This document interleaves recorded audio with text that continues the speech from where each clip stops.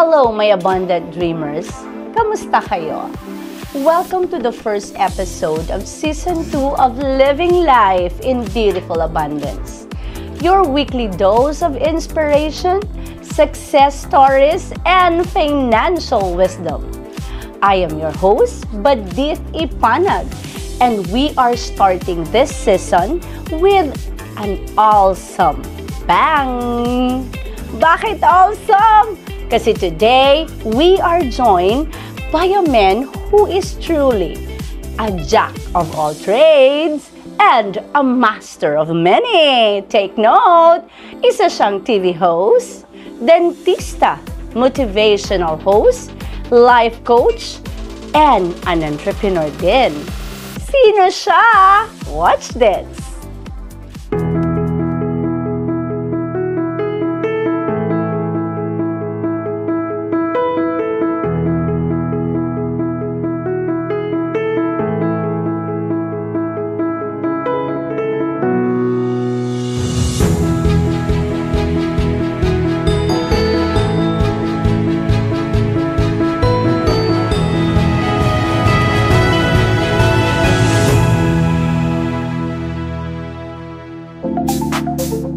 Let us all welcome, ladies and gentlemen, the one and only, the heartthrob, Uy, grabe. Rovic Quazito!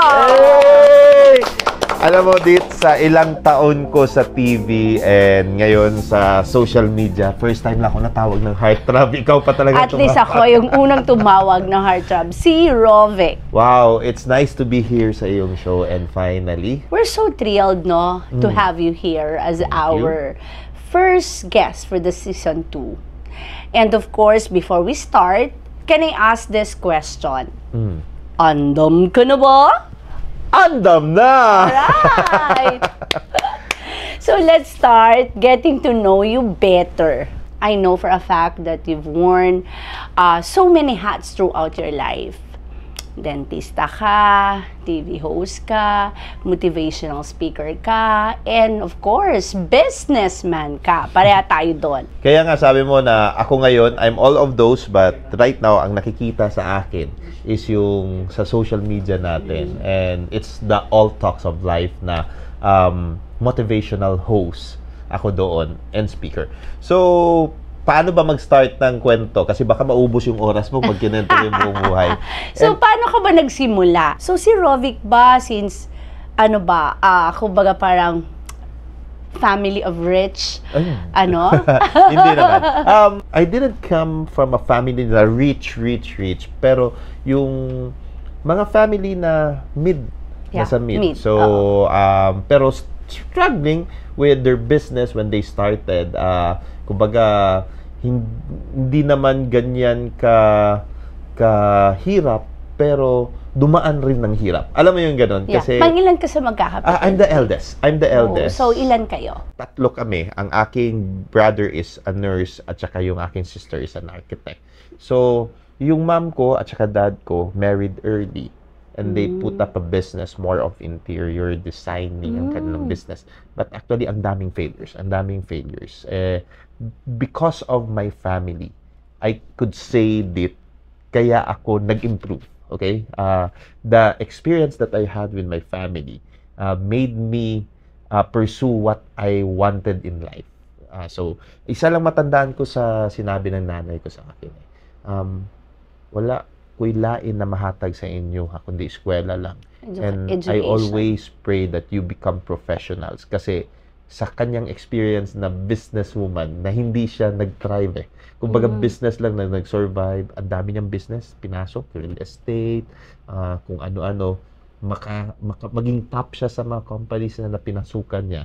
But, hindi talaga yung nag-thrive talaga. Kasi, there are decisions in life na hindi maganda. So, yun. Umabot ako sa point na susulat ka ng promissory note dahil walang pambayad ng tuition sa PWC. Up to the point na nag-decide ako mag-dentista kasi sabi ng mama ko nga na dapat professional eh. So dapat doktor, may title talaga. Originally, I wanted to be an architect. Kasi siguro, mahilig ako kung nagklase, kabalo ka na magklase gani ka na mas ganahan ka mag-drawing oh, or sa likod something. sa notebook. O niya, i-drawing sige, drawing pa ni mo ang teacher. teacher. O, kalagay nga na, i-drawing ni mo ang teacher kaysa mag-take notes ka. So, na ako yung nga na, mao gali ng sulti ni mo na a man of many jobs and interests.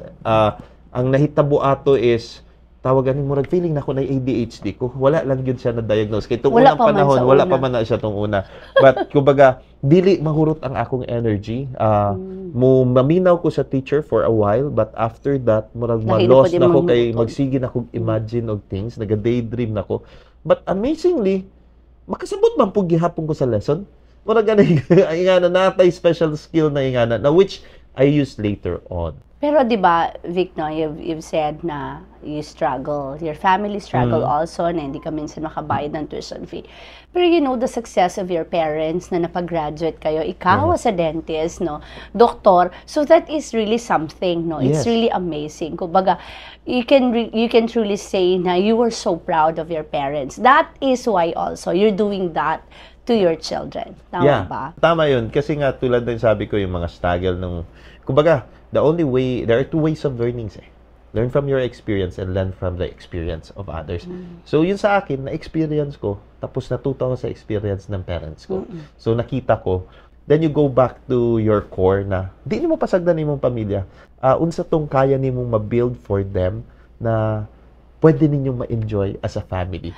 Pero you know, Vic, no, naglibog ko before, no? Before, kasi I always hear you, always saw you in television, like, Doc Rovic! Yes, so, I am so curious, kasi nga, bakit doktor? Sino pala si Rovic yung time na yon?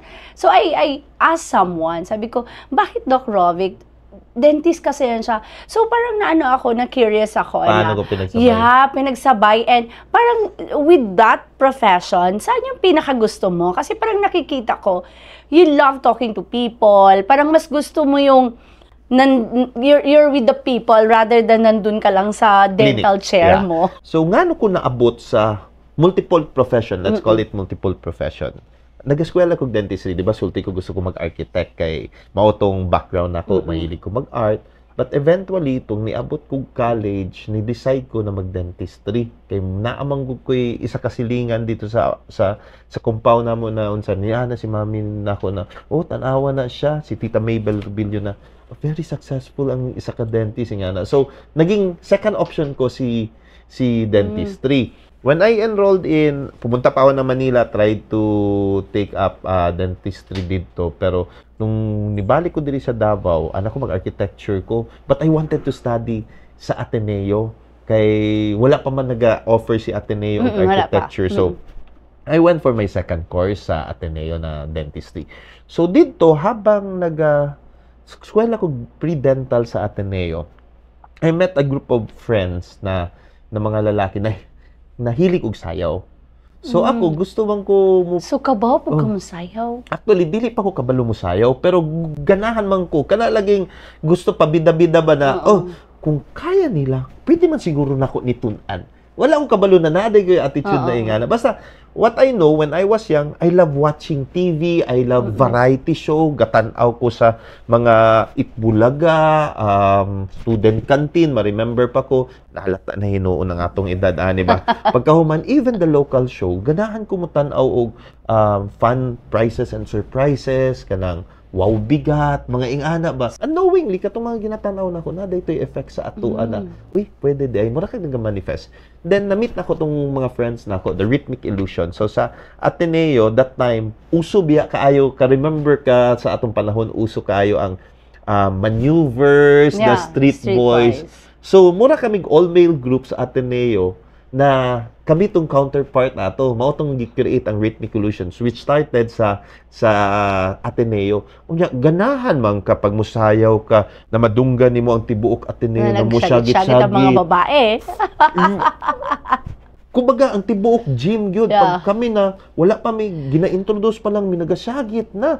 So manayaw mi, so we got that feeling of wow, lami man di ay ni na performance on stage. So kailangan next time, galingan mo yung performance mo. Kami yung group, yun. Then, doon nag-start yun.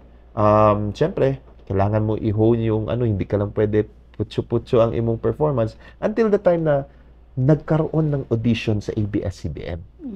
So, nung nagkaroon ng audition sa ABS-CBN, yung grupo namin, nag-audition, nakuha kami to be the choreographers and the backup dancers of ang TV Kids Davao. So, ibig sabihin, yung talent mo pala, Rovic, hindi lang sa pagiging yung, ano mo yun, yung parang more on talking and marunong ka rin pala magsayaw at mag-choreo. Yun talaga yung, doon talaga ako nagsimula. Then, after that, nangyari was, nag-aaral pa rin ako ng dentistry kasi meron pang ang time na gusto ko na mag-shift sa mass-comm. Kaya marabag, mas fit man. Mas fit.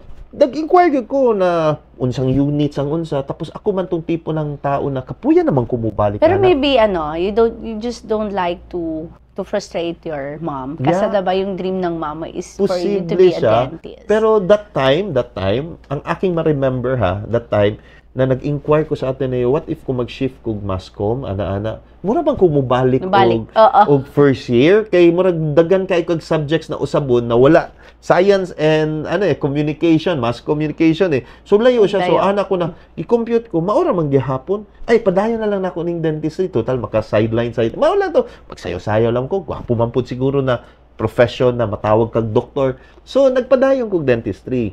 Habang lingaw-lingaw ko nag-enjoy ka sa imuhang passion. Yeah.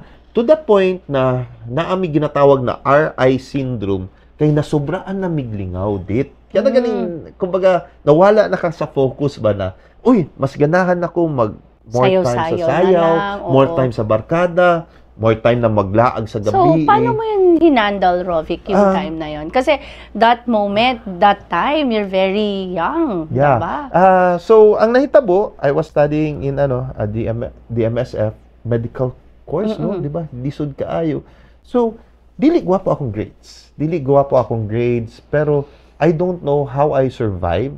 Sabi nga nila, it's either you wing it, basig wing it lang na ako na. Naalang yun ko siguro yung special gift na... Siguro gigamit mo lang yung charisma mo sa mga teachers mo. Hindi rin kasi ang mga teachers are very strict. Maayo lang akong pangamot when it comes to dentistry kay artist. It's an art man po.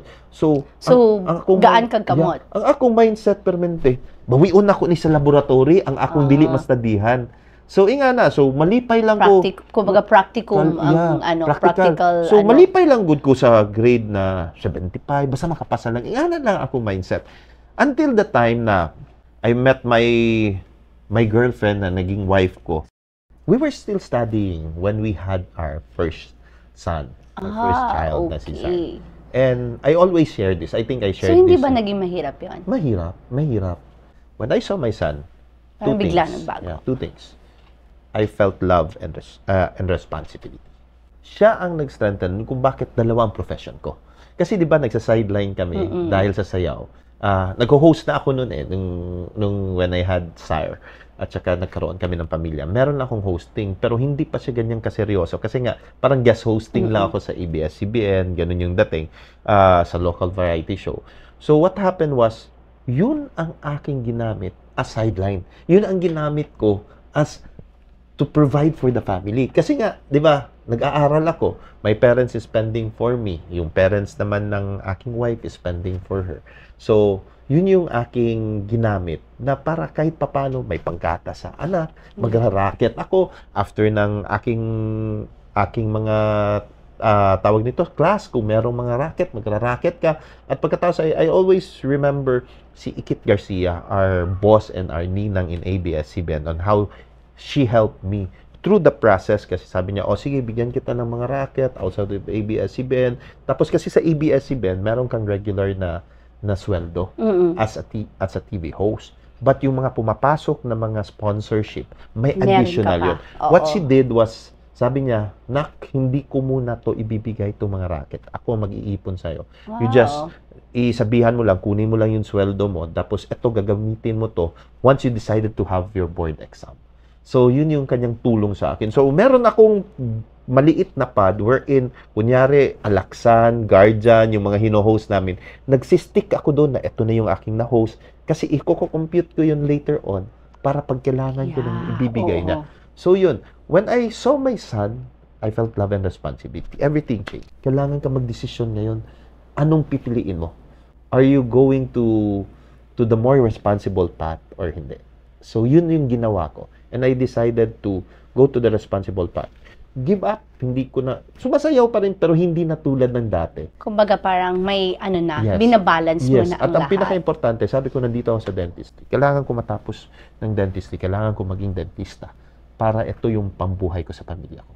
You know, Rovic, those experiences really shape your perspective about success and living life abundantly. Yes. Yung time na nagkaanak ka, parang feeling mo, I know, nagka-problema kayo yun. Kasi hindi yun parang, It's not timely. not timely. You know, hindi yun expected. So, but you know, when you go along your journey, parang pinanindigan mo talaga.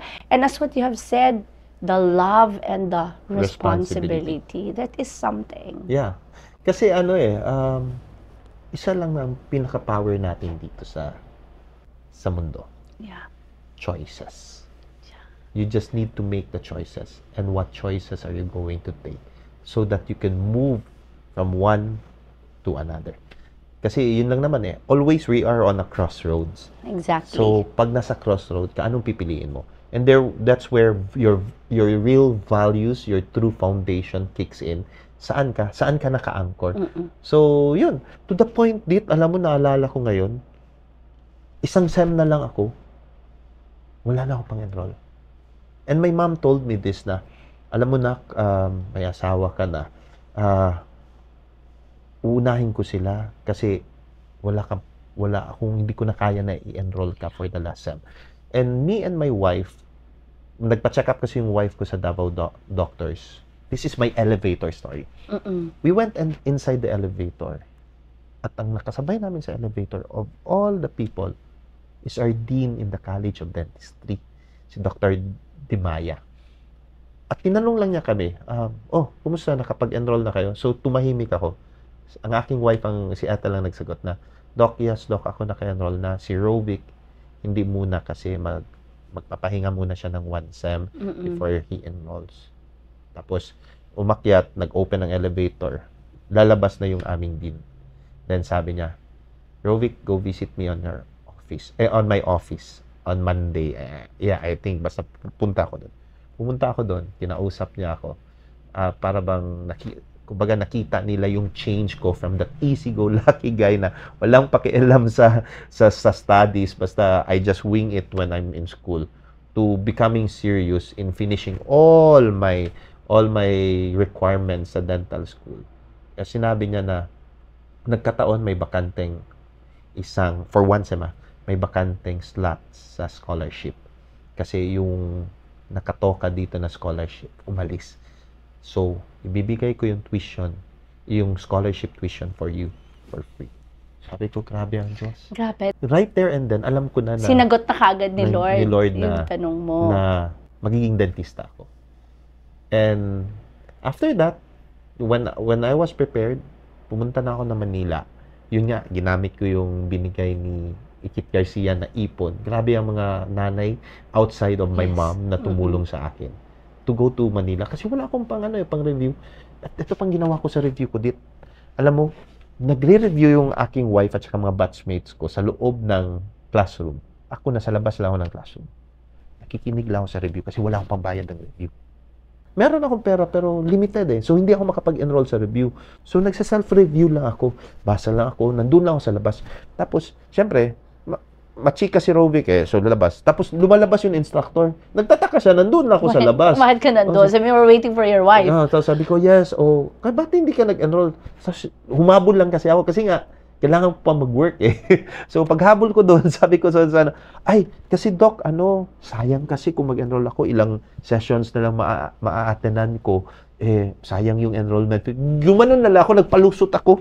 So, anahitabo dahil ato dit, pinag-usapan nila ng mga nagtatakbo ng review. Tapos, on the next time na bumalik ako, alam niyo, may good news ako sa iyo. Pwede kang mag-enroll.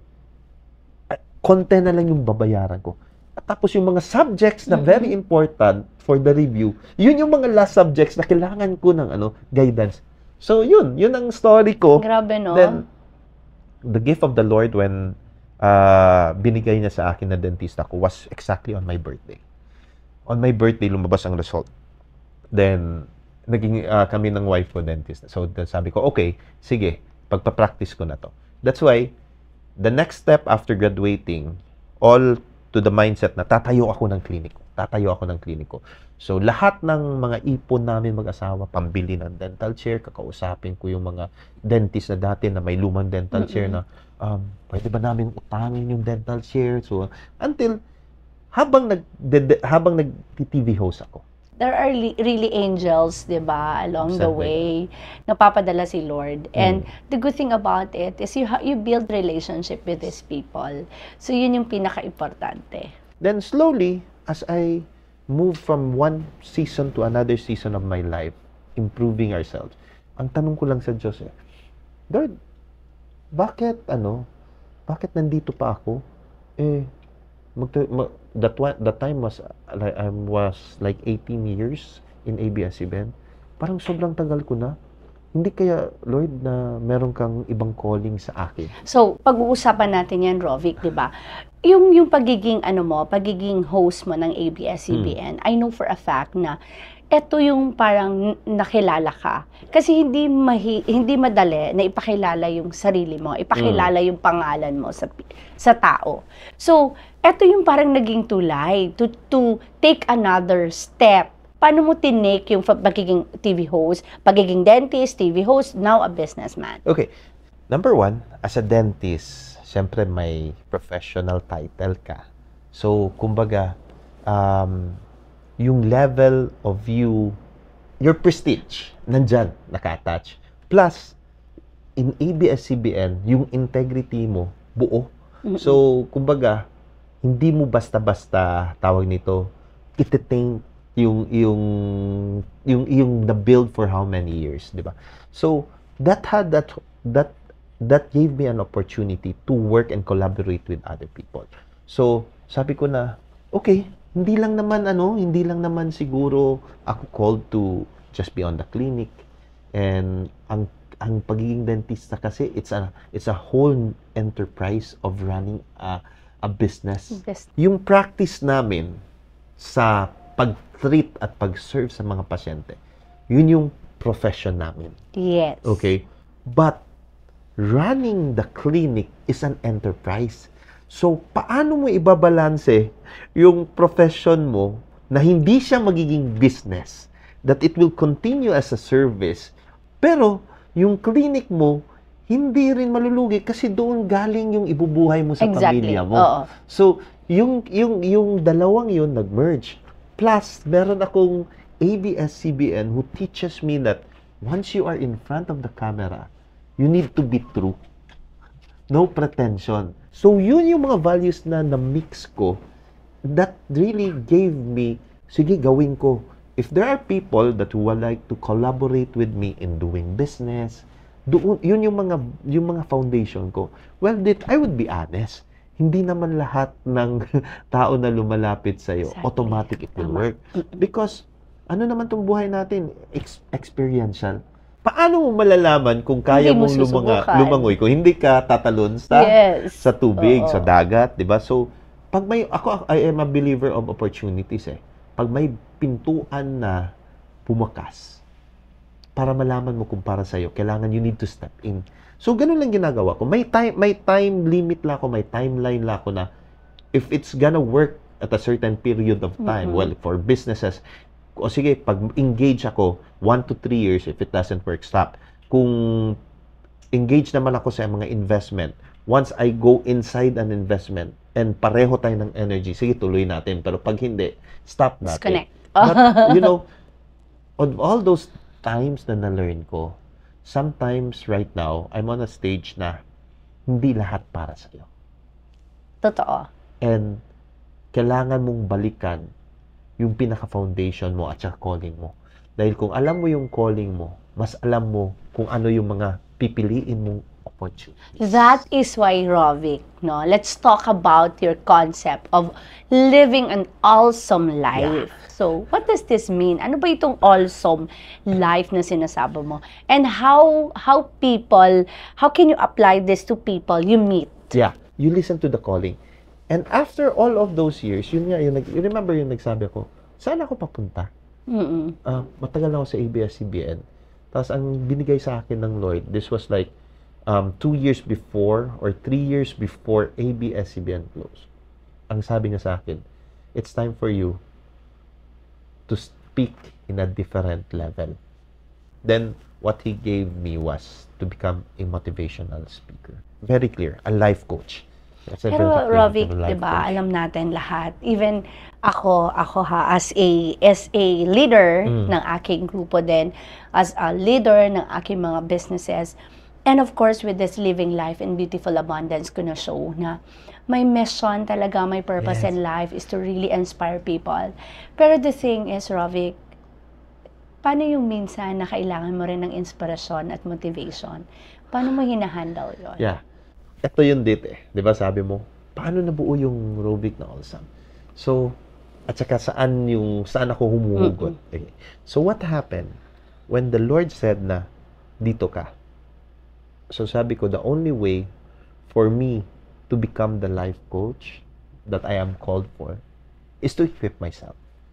So, during the time na narinig ko yun, I started going through different trainings, different kasi believer ako ng ng learning eh, 'di ba? Yeah. Para ka maging dentista, Continuous kailangan learning talaga tayo. yung hosting, Yeah. naging natutunan ko siya kasi experiential pinag-aralan ko.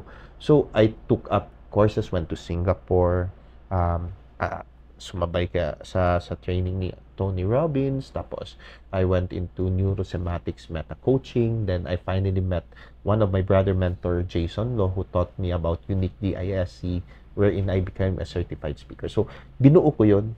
Tapos nung nabuo ko, na-create ko yung Awesome. Oh. Because Awesome, we are all in an awesome state if we decide to. Di ba sabi ko nga, choices. The principles are there. Then you need to learn about the principles and you need to integrate it sa iyong walk and purpose and calling. Yes. So, ang nangyari nun, sabi ko, awesome. Actually, somebody coined that word, si Bingkoy Villegas, a good friend of mine na kasama ko sa Executive Mentors Club. And ang aking mantra kasi in life is, give my all. That even if only one is listening and believing, I will give my all because that one person deserves my all.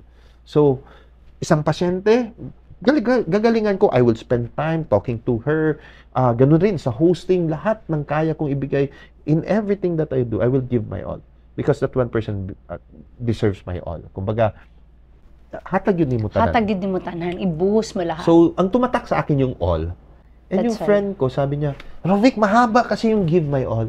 And I think, check mo nga to, awesome. It's a play of words. Sabi ko, awesome. Yeah, something awesome, pero all. Then, because of all the learnings that I gained through all the years, yung kanyang suggestion, pinag-aralan ko. Then, what I found out, the word awesome. Alam mo ba na the word awesome was not purely, kasi kung ikaw, tanungin kita, yung word na awesome ngayon, anong maisip mo sa word na awesome? Pag may bago kang sasakyan, wow! Awesome! Di ba may achievement ka? Awesome! Oh! Di ba? But, when I research about the word awesome, the thing is, awe is something na meron kang great revere of fear. At the same time, para bang excited ka na maganda to. Diba? Parang you are in awe of God. Diba? Parang meron kang takot, pero parang merong something for you. But right now, you cannot see that word na may fear, yung awesome na word. Diba? Hindi mo ma-relate sa fear. Pero yun pala yun. That is when I said na, wow, ang awesome na word could be a transformative word. And all of us has an awesome moment. The moment when I saw my son, that I felt love and respect, was an awesome moment. Now, kung nakarating ka na doon sa awesome moment na yun, kaya mo siyang gamitin na state anytime, anywhere that you choose to. Diba? Sabi ko, choices. Yeah. So, once you are in a moment that you need to make a decision, a choice, anong pipiliin mo? Maging awesome ka o hindi? And once you learn about it, that is where awesome begins. Why? Because awesome is not just a word, it's a transformative method that involves your mindset, your heart set, your health set, yung ating katawan, yung soul set mo, your spirituality, and it should have your skill set and tool set. Kasi kailangan ka mag-innovate, mag-develop. So that is the awesome meaning. That's the meaning of awesome. Being on a state of awesomeness all the time. All the time. And Yun pala yun. Yes. At, So, awesomeness. yes. State of awesomeness all the time. So, all of us has experienced that one. Di ba? Even yung live life in abundance mo, it's an awesome state. Di ba? Paminsan, tulad ng sabi mo, na parang demotivated ako, uninspired ako ngayon. Di ba? Pero, saan ka bumabalik? Doon ako sa love and abundance. Because this is not just for me, this is what I could give others. That is the awesome state. I just coined it. And sa tanong mo sa akin na, saan ako humuhugot?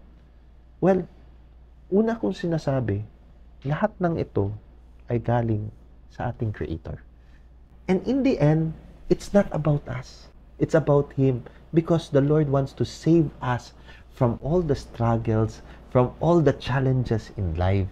So, ginagamit lang tayo niya dito so that we could reach out and shine the light. Every time meron tayong sad moment, every time na meron tayong dapat, time na nasa moment tayo na we are so depressed.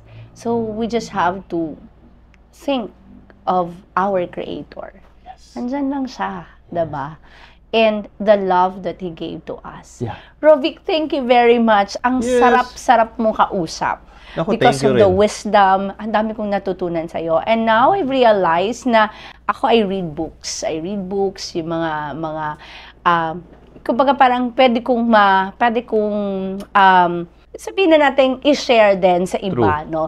Pero what I learn most is the continuous learning, yung continuous education. Dapat mag-enroll pala ako, Yes. no? Learning never stop. Because Yeah. once you stop learning, you stop. You stop.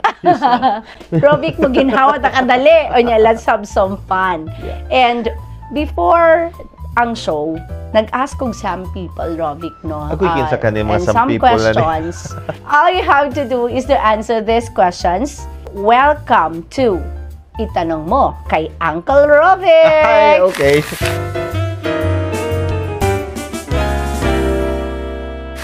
Ang pangutana. So, ay nga na. Okay. Amo o gawin na siya. Pangutana.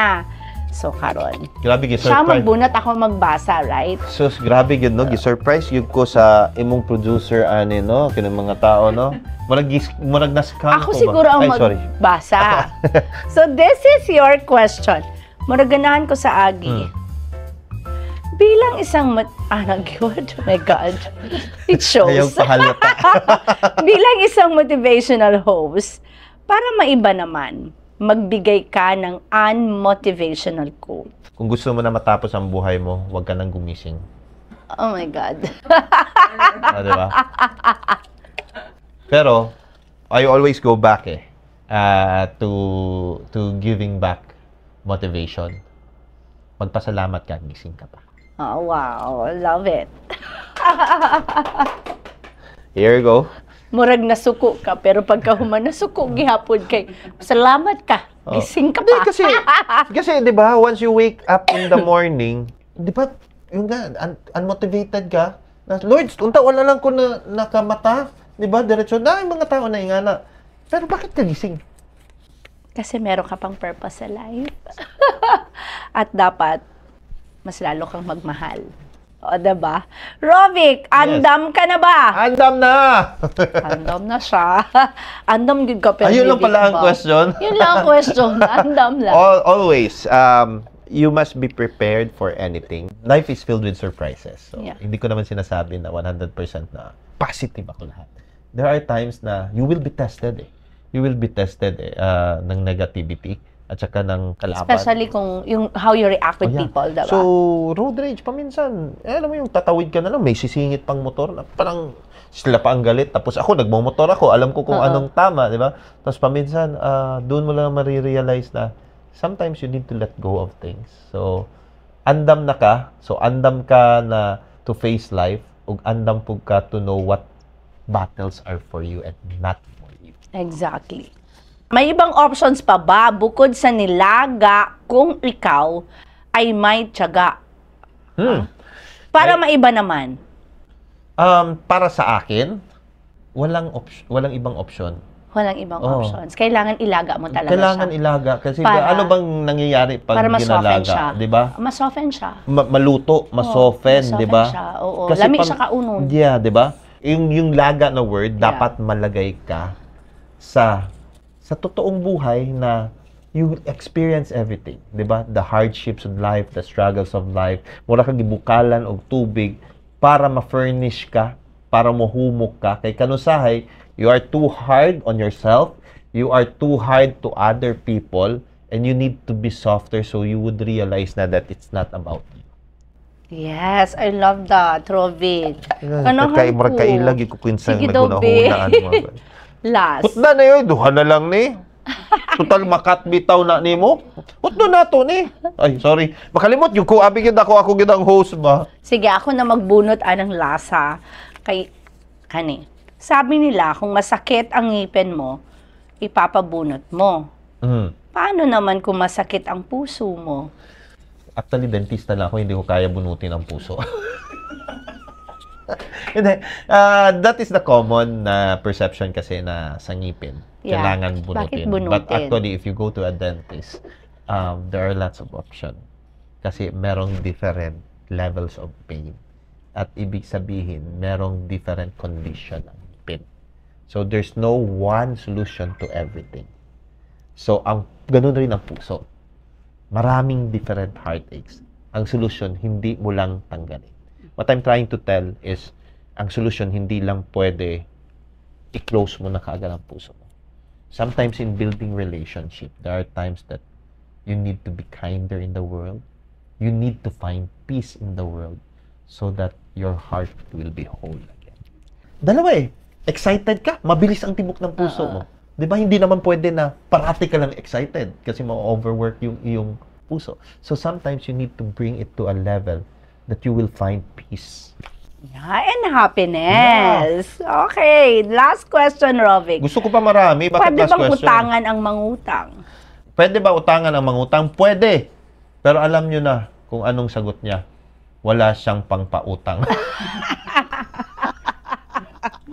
Tama, diba? You know, there's one thing about utang. Isa lang man ang solusyon ng utang. Isang word lang. Ano yun? Responsibility. Yes. First, kaya ka nangutang because you became unresponsible. Dahil naging irresponsible ka sa iyong spending, hindi mo na project. Kaya ka nangutang. Kailangan mangutang. Yung word na responsible, dahil gusto mong i-grow ang business mo, meron kang ayaw mong galawin yung savings mo, mangungutang ka kasi alam mo na dito mag-grow mo, mababayaran mo, at mapapalaki mo. Diba? Yeah. So, yung word na responsible is very important sa word na utang.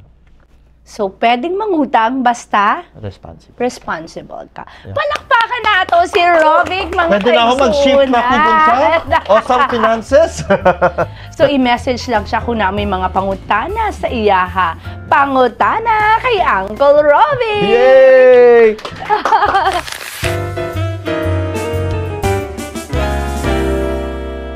Good, thank you. It's not always that I get invited to be interviewed. Kadalasan ako mag-interview. And salamat because the more ta nagastorya, like what? But the more, kasi tayo magkakilala. But the more we communicate, we finally understand kung kinsa ta. Kinsa ta, Diba? no? Kinsa si Mas Rovic. mahibala na to. Sa una kat mo, ato siya sa Donam Day, hi, Doc, kay mo siya si Rovic, hi, Doc. O, Kung sa ganyan ta. tinuod lang, introvert lang. Kung di lang halata. Dili, uy. Sa intro lang ko ma-introvert. Pag maka-intro na, maka-storya na, wala na. extrovert na. But thank you. And Thank you po, Rovic, as in. Continue what you're doing. Kasi love and abundance are two beautiful words that ako kumutanaw kung love and abundance na gina-share ni mo. Makita na ako sa greatest commandment. Love God above all and love your neighbors as you love yourself. Exactly. So, kompleto yun. Like what you said, God is love.